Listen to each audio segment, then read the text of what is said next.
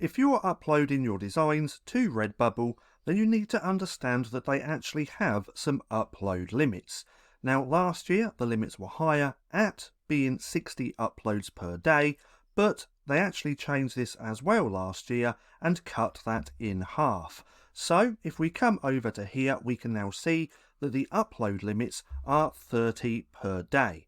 So, as it says just here, Redbubble was designed so you can showcase and sell your best work.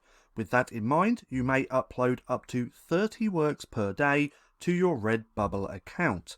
If you are operating multiple accounts, you must not upload more than 30 works per day across all of your accounts.